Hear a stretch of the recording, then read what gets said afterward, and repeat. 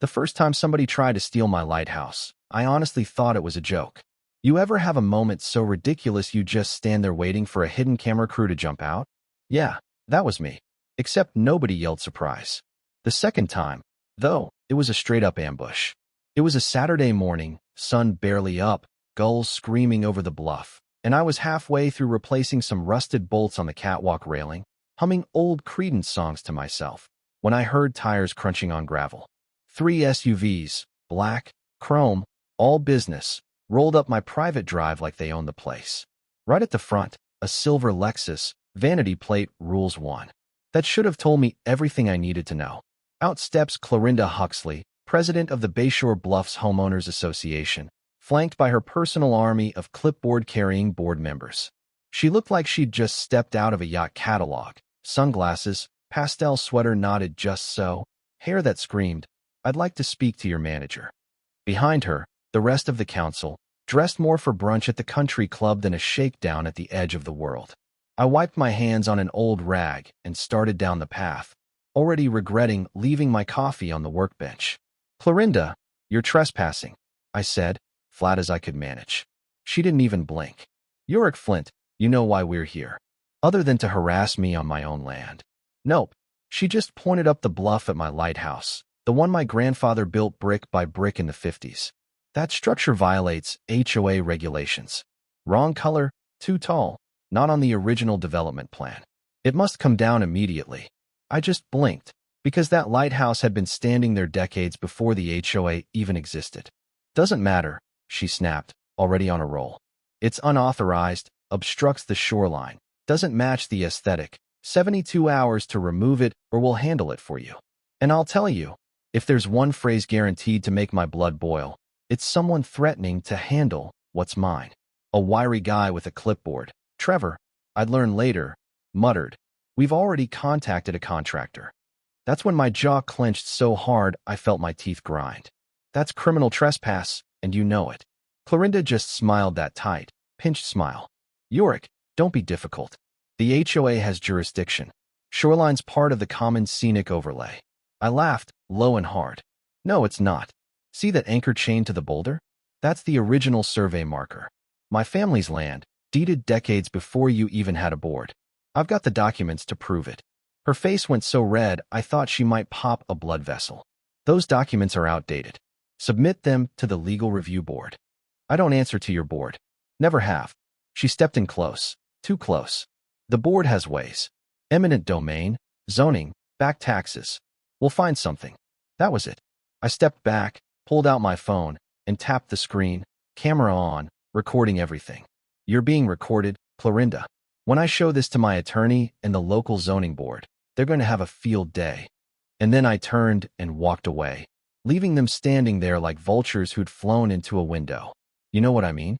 Now, if you think that was the end, you haven't met a real HOA. I spent Sunday digging through my grandfather's old files in the basement. Blueprints, county maps, a notarized envelope with surveys, and a coastal rights agreement from 1963. Scanned every page, made 3 copies, put it all in a binder thicker than a phone book. Monday morning, 9 sharp, I marched into the county records office. The woman at the front desk didn't even look surprised.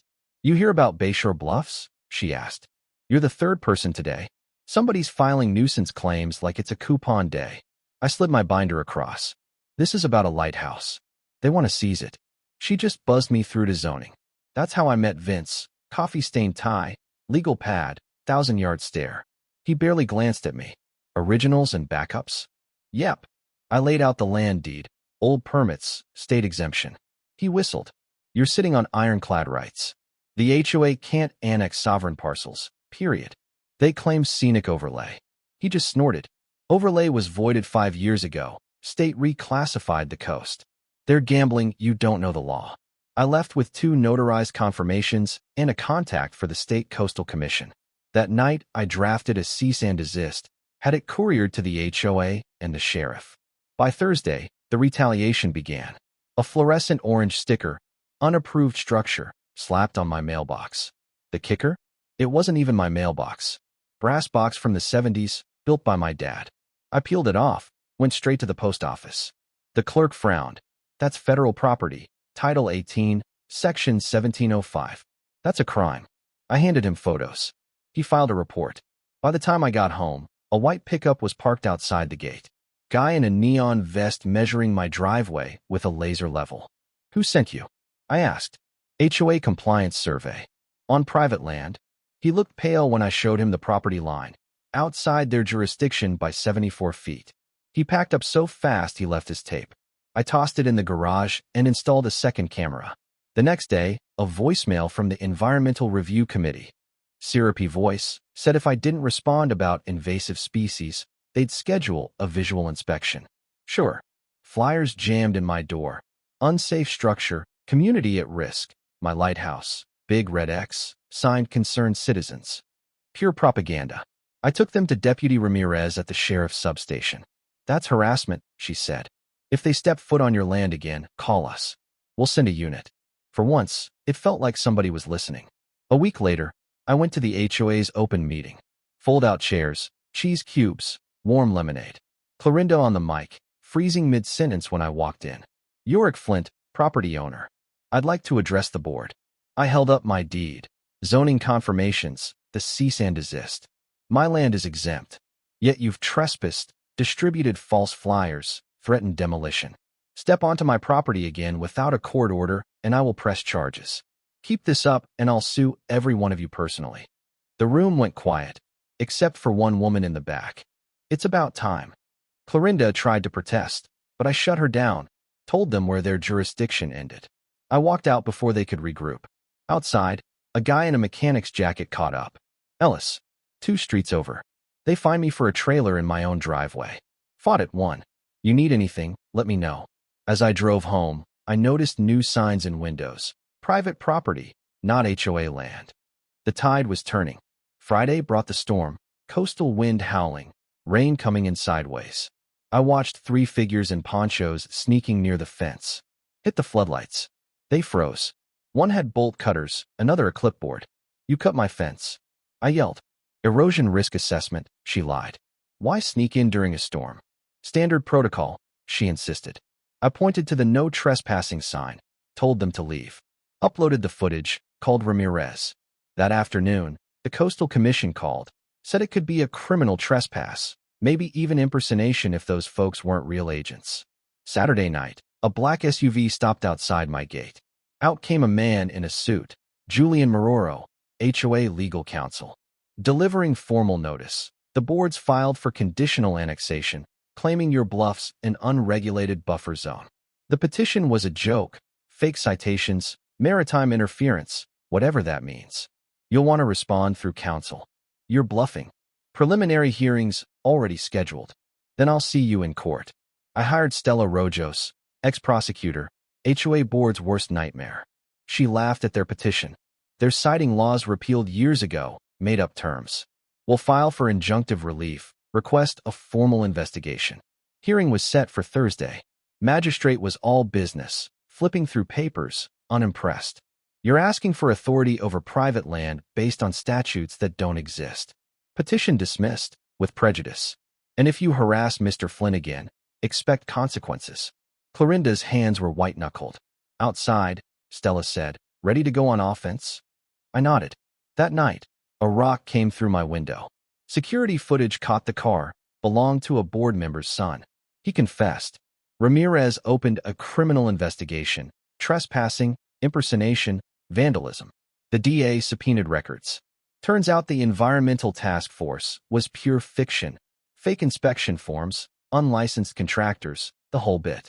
At the press conference, the DA announced charges, coordinated fraud, harassment, criminal misrepresentation.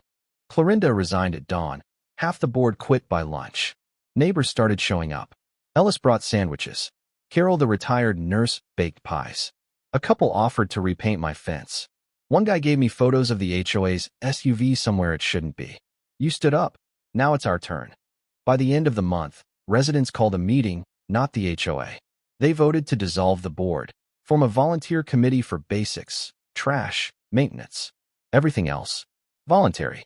I kept the lighthouse lit, not because I had to, but because now it meant something. A couple weeks later, the neighborhood felt different. Kids on bikes again. Basket of lemons on my porch. Somebody repainting the old bulletin board. For the first time, the bluff felt like home, not a war zone. But the storm wasn't quite over. One afternoon, Stella called. Julian Maroro just filed a motion. Personal lawsuit. Claims you defamed him during the investigation. He was desperate. The state bar was reviewing his license. If the judge lets it through, we counterfile with everything. Thursday, we met in county court. Maroro looked like a man waiting for the floor to open. The judge was ready. You still wish to proceed, Mr. Maroro, given the criminal investigation into your conduct? He mumbled some nonsense about being misled. Stella introduced a signed affidavit, proved he'd coached the board, drafted fake laws. The judge wasn't buying his story. You were complicit. Motion denied. Mr. Flint, you're free to file for damages. Outside, Stella said, green light if you want to hit back. But I didn't need to. Maroro's license was suspended. DA charged him with impersonation, conspiracy, fraud. He was taken into custody. By the time it was over, the HOA was dead and buried. The resident committee ran the basics. No more patrols, no more citations. The bluff was clear, the lights still shined. I hosted the first town gathering. Fire pit, sandwiches, neighbors talking for the first time in years. Carol started a tool share. Ellis organized a workshop on solar panels. Even the shipyard guy, Lewis, stopped by. Used to avoid this place. Feels different now. A week later, I found a crayon drawing tucked under the old anchor. Picture of the lighthouse. Thank you for keeping the light on. I framed it and hung it in the stairwell. There are still storms. The wind still howls. The sea still claws at the rocks. But the lighthouse stands, unclaimed, unbroken, finally free. And you tell me, was it worth it? Would you have fought for that view, that history, that sense of home? Or would you have let them take it, one letter at a time? Drop your answer below, because I guarantee you, somewhere out there, somebody's fighting the same fight. And they could use the light.